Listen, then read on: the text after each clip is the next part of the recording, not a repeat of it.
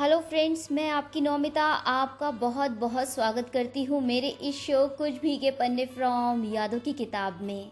दोस्तों, आज की कहानी श्री आम्या बिंदु गुप्ता जी द्वारा लिखी गई है। इस कहानी का नाम है जादू वाली लड़की। तो आइए दोस्तों, शुरू करते हैं इसे।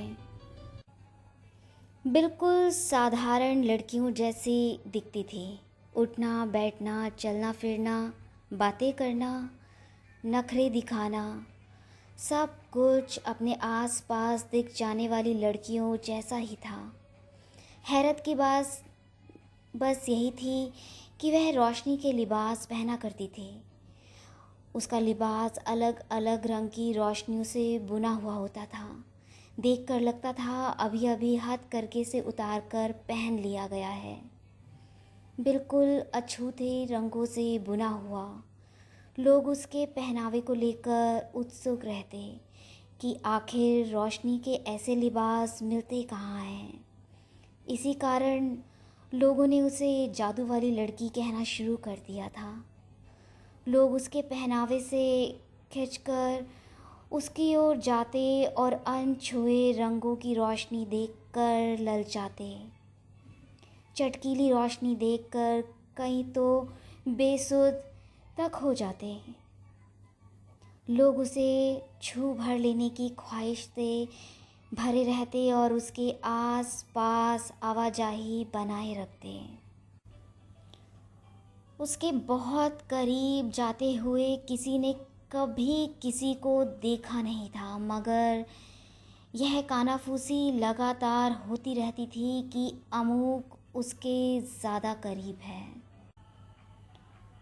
कोई ज़्यादा करीब जाने की कोशिश करता तो रोशनी के लिबास उसके कवच बन जाते।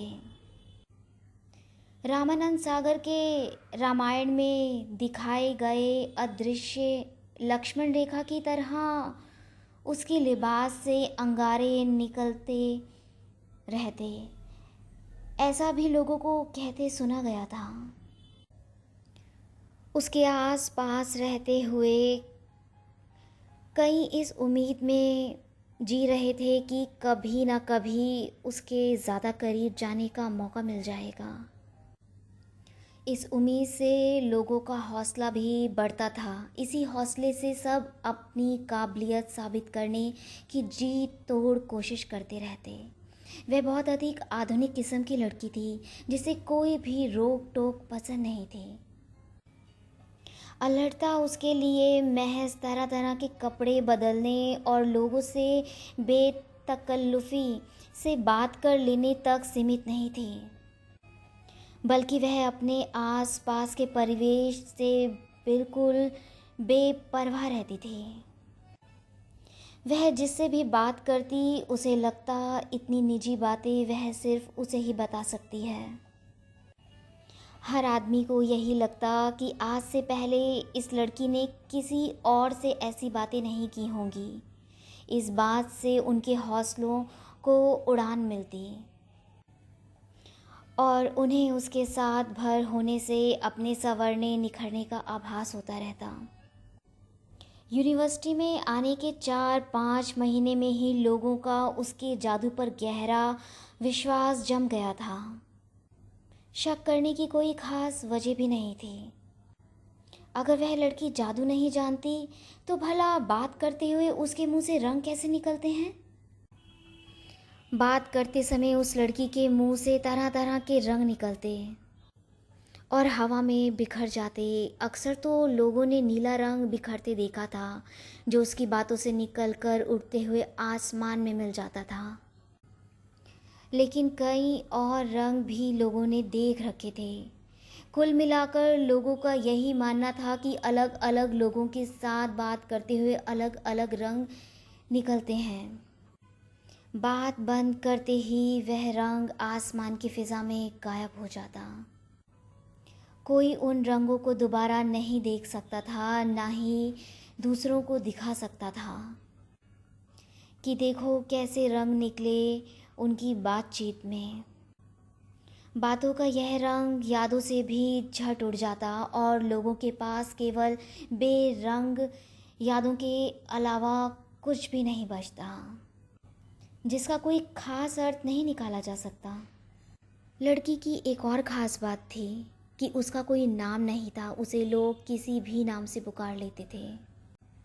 हालांकि वह यूनिवर्सिटी में काम करती थी, ऑफिस के लिए ज़रूर कोई काम नाम रहा होगा, मगर कोई उसका ऑफिशियल नाम नहीं जानता था। सब लोग अपनी सहूलियत और पसंद से उसे कुछ भी कहकर पुकार लेते थे।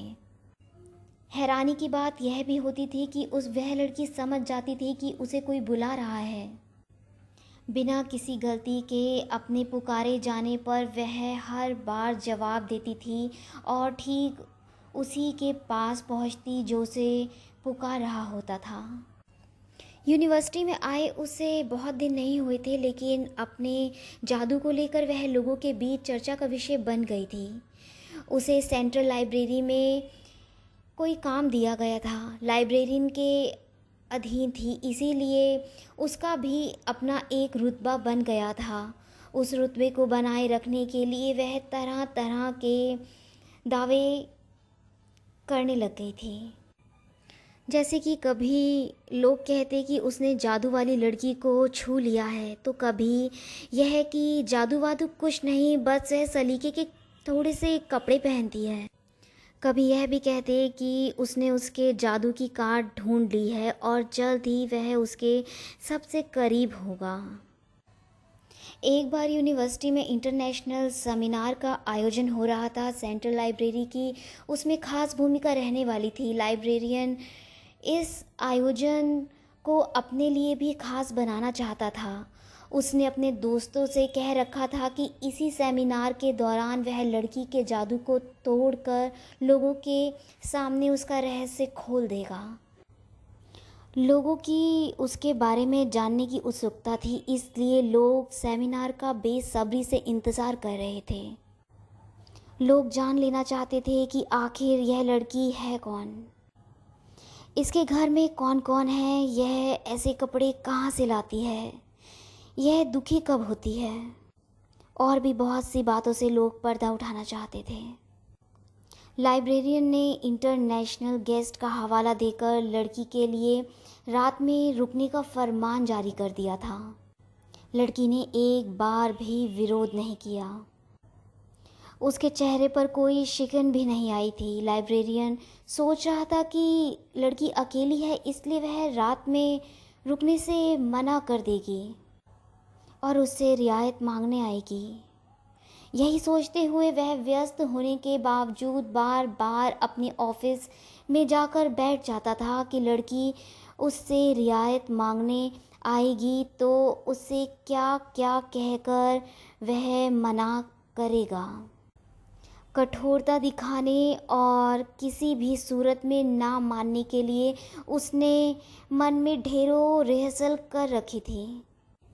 शाम होने वाली थी, चर्चाओं का दौर थमने लगा था और उसके बाद सांस्कृतिक कार्यक्रम का आयोजन था। लाइब्रेरियन अधीर होता जा रहा था कि कहीं उसने किसी और से परमिशन तो नहीं ले ली है। शाम का अंधेरा घिरने के साथ ही लाइब्रेरियन के कमरे का दरवाज़ा खुला और बिल्कुल सिंदूरी रोशनी सी लहकती हुई लिबास पहने लड़की ने प्रवेश किया। लाइब्रेरियन तनकर बैठ गया। लड़की ने अपना बैग कोने में पड़ी मेज़ पर धीरे से टिका दिया और ठीक सामने वाली चेयर पर आकर बैठ गई। सर, सेमिनार ख़त्म होने में 11-12 बज जाएंगे।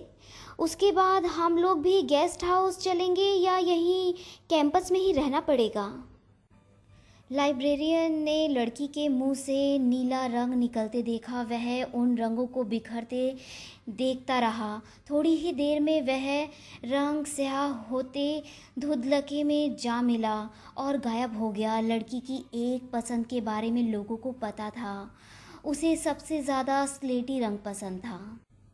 लोगों को लगता कि स्लेटी रंग के सफ़ेद हो जाने से बनता है, मगर वह लड़की उल्टा सोचती थी। उसे लगता था कि जब सफ़ेद रंग काला होते होते अपनी कोशिकाओं से बचा रह जाता है तब स्लेटी रंग बनता है।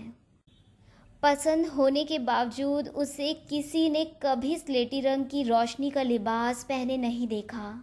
स्लेटी रंग कभी कभी उसकी आंखों में नज़र आता या फिर कभी कभी वह अपने बालों पर वही रंग लपेट कर आती थी।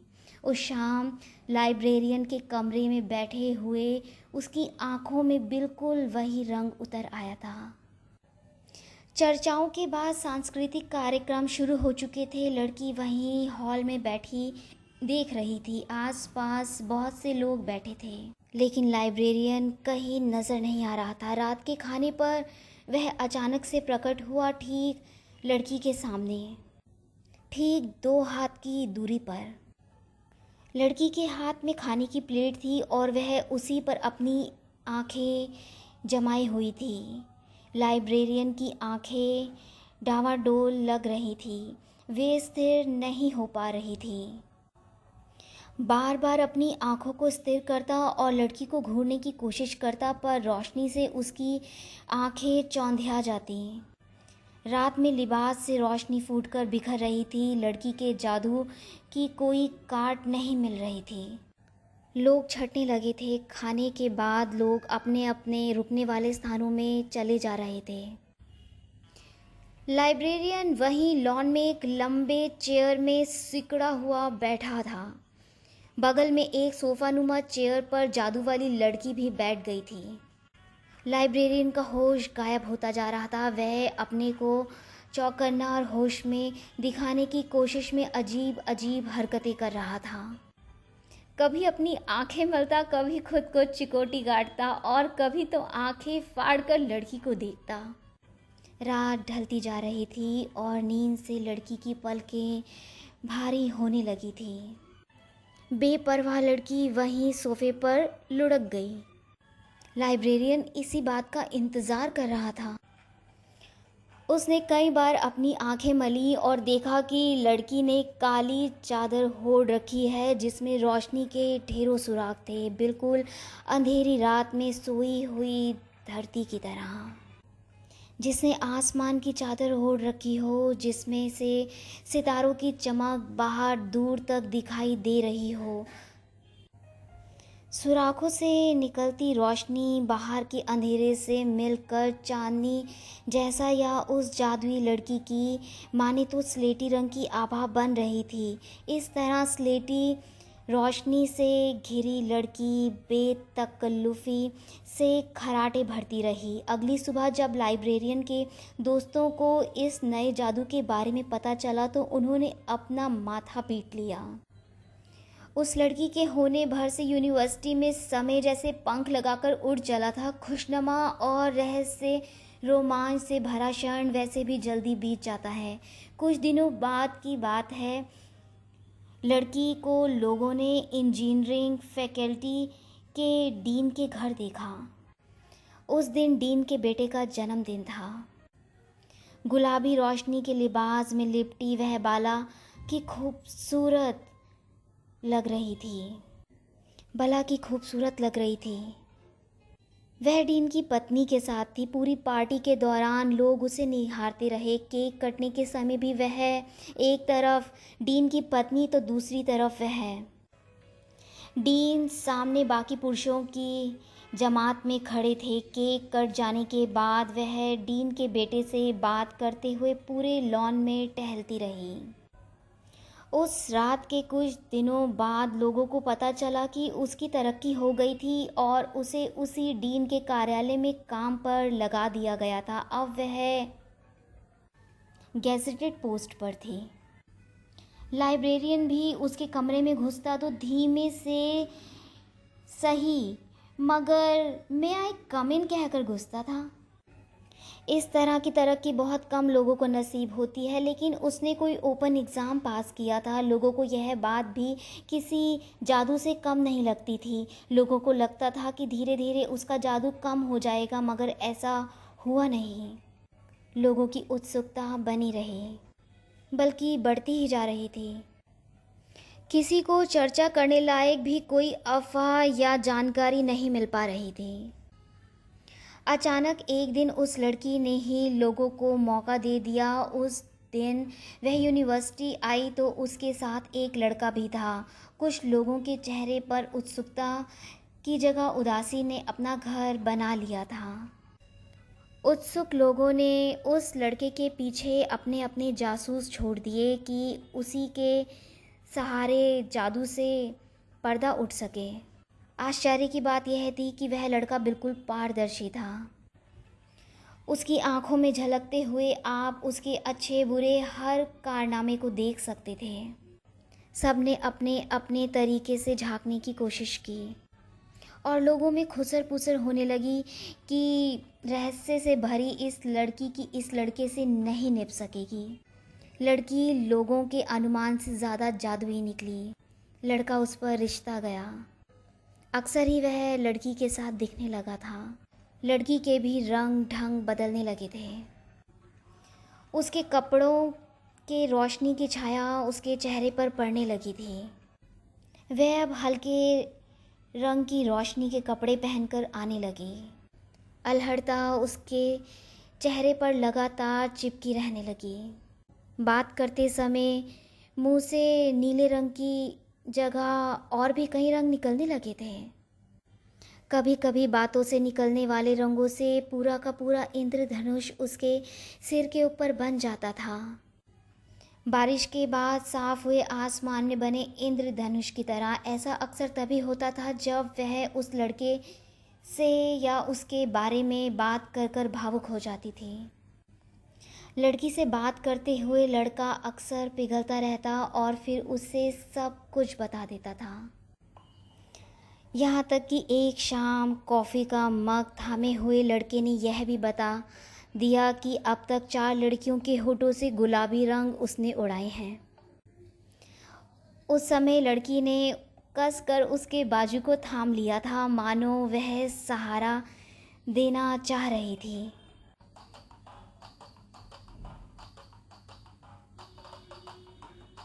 कि ऐसा बोलते हुए वह लड़खड़ा ना जाए। हालांकि उस एक क्षण में उसकी आंखों से पारदर्शी परों वाली कई तितलियां उड़ गईं। लड़की का भरोसा बढ़ता जा रहा था कि इस लड़के से सब कुछ कहा जा सकता है। वह अपने जादू का रहस्य भी उस पर खोल देने की इच्छा से भरने लगी थी। लड़के के साथ रहते हुए लड़की खुली आंखों से भी सपने देखने लगी। उसकी दुआओं में इस ज़िंदगी के बाद फिर से जन्म लेने की दुआएं शामिल होने लगीं। आसमान में टंगी उसकी आंखों में यह सपना भी पलने लगा था कि वह कई जन्मों की अपनी उस बीमारी से भी छुटकारा पा लेगी। दरअसल उस जादू वाली लड़की को एक अजीब सी बीमारी थी। लोग कहते थे कि यह सदियों पहले मिले श्राप का असर था। कई बरसों पहले लड़की के सिर पर एक घूमर निकल आया था। जवान होती लड़की के लिए वह सुंदरता में धब्बे की तरह था, लेकिन धीरे धीरे सूखे हुए जादू से उसने उस घूमर को अपने बाल संवारने के तरीके में शामिल कर लिया था। कभी वह उसे मोड़कर जूड़े की तरह बांध लेती तो कभी बालों को उसके ऊपर से फिसलने के लिए छोड़ देती और उसके सिर पर एक छोटा सा फिसल पट्टी तरह हो जाता जिसके ऊपर से लोगों की नज़र अक्सर फिसल जाया करती थी। शायद उस घुमड़ का ही असर था कि लड़की को अक्सर सिर दर्द हो जाया करता था। ऑफिस में काम करते हुए, बारिश को निहारते हुए, ढलते हुए सूरज को देखते हुए किसी भी समय सिर दर्द उभर जाता था। हालांकि अपने जादू को वह दर्द को बिल्कुल परे धकेल देती थी, मगर बीमारी तो थी ही। लड़के को घूमड़ का अंदाज बहुत पसंद था या फिर कौतूहल था, ठीक नहीं कहा जा सकता। वह उसे निहारता रहता और उसमें छिपे हुए उभार को हसरत भरी नज़रों से देखता रहता था। उसे देखते हुए उसकी आंखों में सहानुभूति नहीं बल्कि कौतूहल रहता था। लड़की उसकी आंखें देखकर सहम जाती, लेकिन अपनी आंखें बंद कर वह अपने को भुलावे में डाल देती थी कि नहीं, ऐसा नहीं है। वह लड़का ही वास्तव में उसका हमराज है जो उसे उसके अतीत से छुटकारा दिलाने आया है। लड़का जब भी लड़की से मिलता उसे उसके बारे में कुछ बताता, साथ ही उसका घूमड़ सहलाता रहता। लड़की उल्हाने देती और उसका हाथ हटा देती थी, मगर जितनी दफ़ा वह हाथ हटाती उसका कौतूहल बढ़ता जाता था और वह फिर उसे सहलाने की कोशिश करता।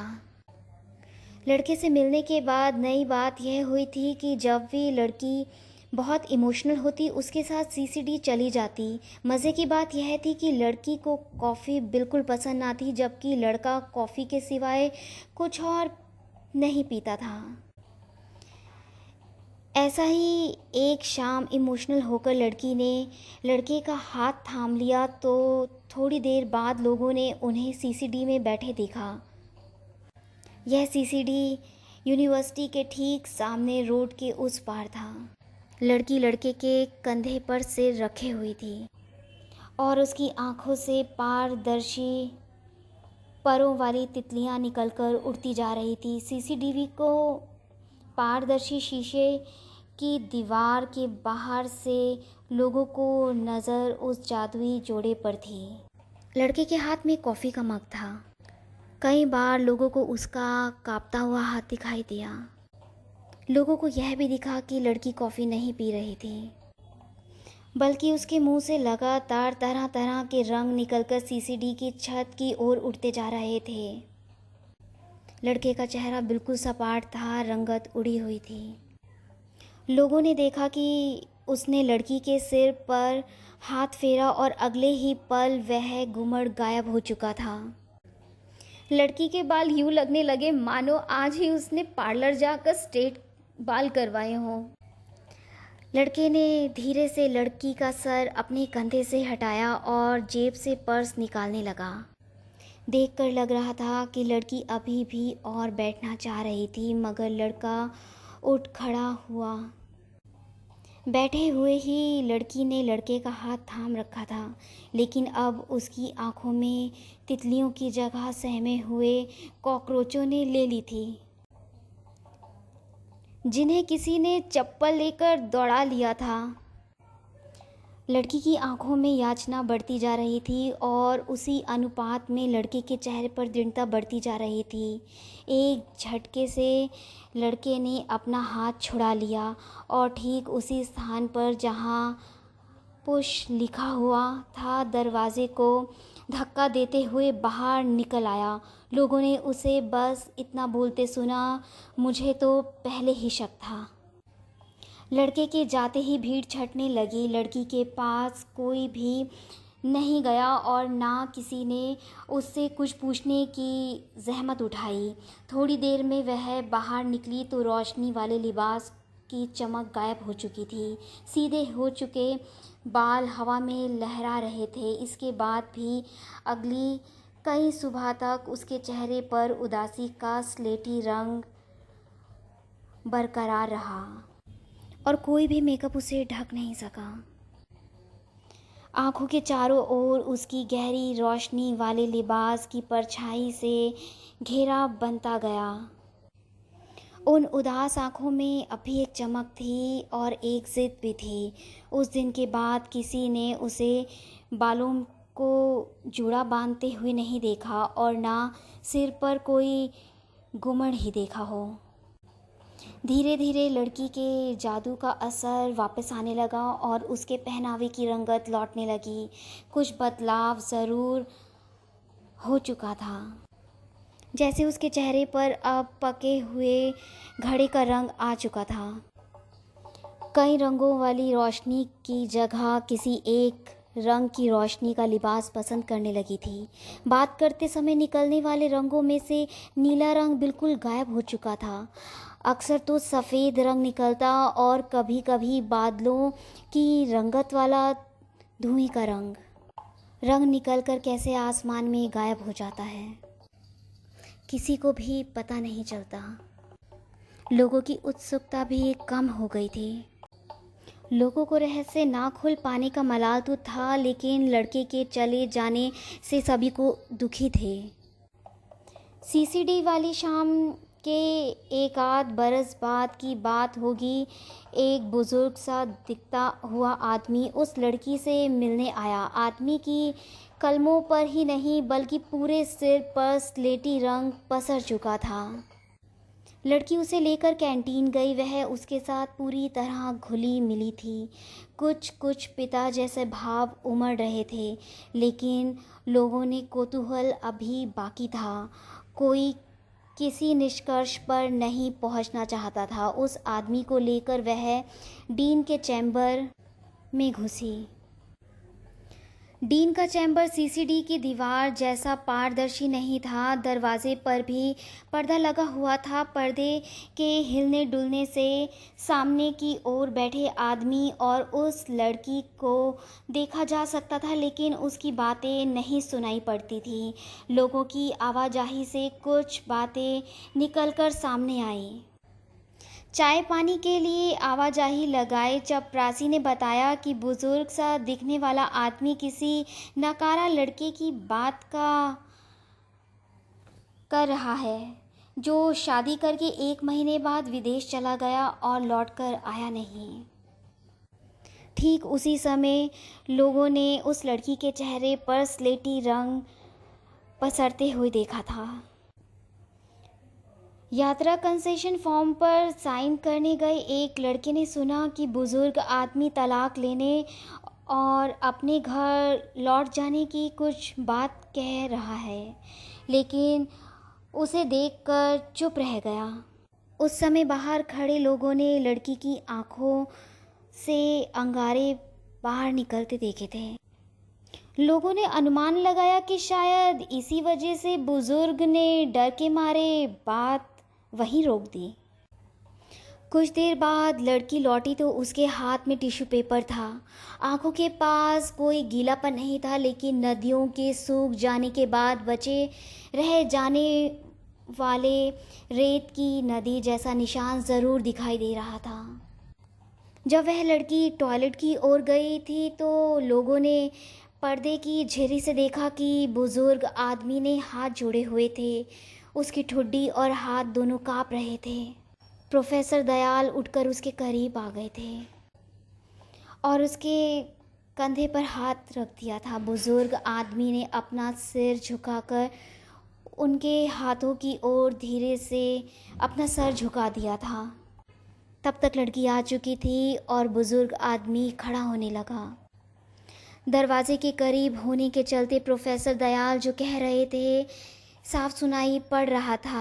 तिवारी जी, आपकी बहू अपना भला बुरा समझती है, उसे जी लेने दीजिए अपनी ज़िंदगी।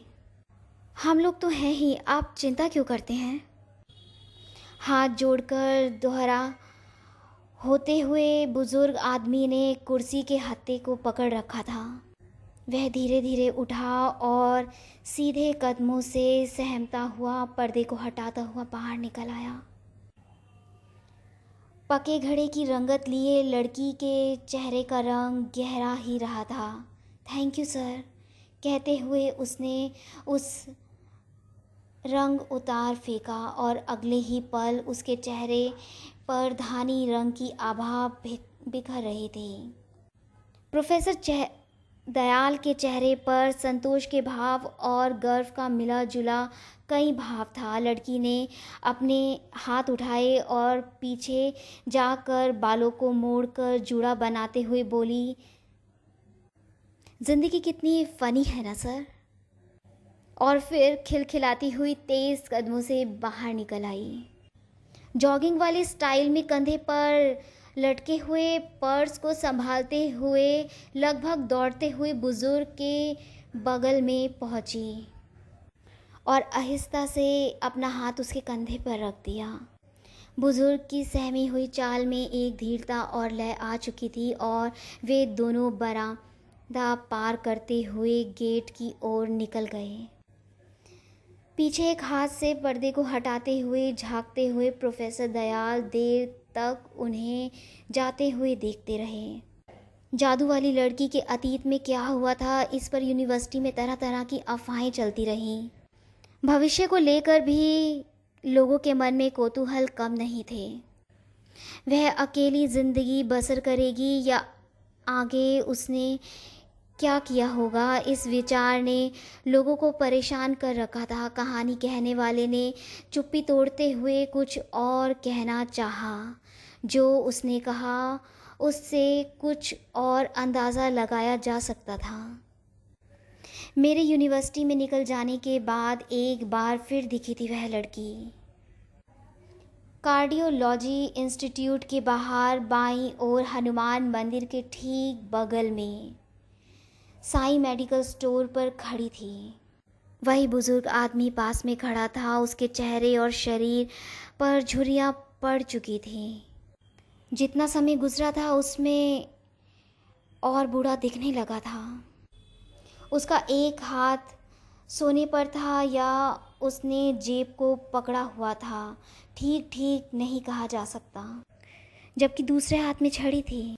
जादू वाली लड़की मेडिकल स्टोर से दवाइयाँ खरीद रही थी। थोड़ी देर में बुजुर्ग का हाथ कांपने लगा और वह चिल्लाया, बेटा बेटा, मैं इतनी देर खड़ा नहीं रह सकता। बेटा सुनते ही वह लड़की पलटी और दौड़कर उसके बगल में आकर खड़ी हुई। सीने पर रखे हुए हाथ को उठाकर अपने कंधे पर रख लिया और खिंदवाड़ा अंदाज में 2 उंगलियों का गोला बनाकर जीभ के नीचे रखा और ज़ोर से सीटी बजा दी। ट्रैफिक पुलिस जैसी सीटी की तेज़ आवाज़ सुनते ही सारी गाड़ियों ने एक साथ ब्रेक लगा दिया। टायरों की रगड़ से सड़कें चीख उठी और एक पल के लिए जैसे सब कुछ ठहर गया। तब तक दाहिनी ओर से तैरता हुआ एक ऑटो ठीक उसके सामने आकर रुका। उसे ऑटो में बिठाकर लड़की दौड़ती हुई मेडिकल स्टोर गई और मुट्ठी में बंद पैसे काउंटर पर रख कर यह कहते हुए वापस आ गई, अंकल हिसाब बाद में कर लेंगे। ऑटो में बैठकर बुजुर्ग ने कांपता हुआ हाथ उसके सिर पर रखा और कृतज्ञता द्वारा प्यार भरी नज़रों से भरपूर उसे देखा, जैसे बच्चा अपनी माँ से गोद में उठा लेने की अपेक्षा करता हुआ देखता है। लड़की ने ऑटो वाले से कहा, भैया महावीर एनक्लेव चलना। ऑटो के चलते ही सड़क पर रुकी हुई ज़िंदगी फिर से चलने लगी। धन्यवाद दोस्तों, आज के लिए बस इतना ही। अगले सप्ताह बुधवार शाम 7 बजे फिर मिलेंगे। तब तक आप एंजॉय कीजिए और दिलवाले दुल्हनिया का ये सॉन्ग रुक जा ओ दिल दीवाने, ये गीत सुनते रहिए और सुनना ना भूलिए रेडियो उड़ान, ए फ्लाइट ऑफ लाइफ। आपको हमारा कार्यक्रम कैसा लगा कमेंट करके हमें ज़रूर बताएं। अभी के लिए मैं यानी आपकी नौमिता आपसे विदा लेती हूँ। अपना ख्याल रखिए, स्वस्थ रहिए, सुरक्षित रहिए और हंसते रहिए, दूसरों को हंसाते रहिए और सुनते रहिए रेडियो उड़ान, ए फ्लाइट ऑफ लाइफ, ज़िंदगी की उड़ान। धन्यवाद दोस्तों, जय हिंद।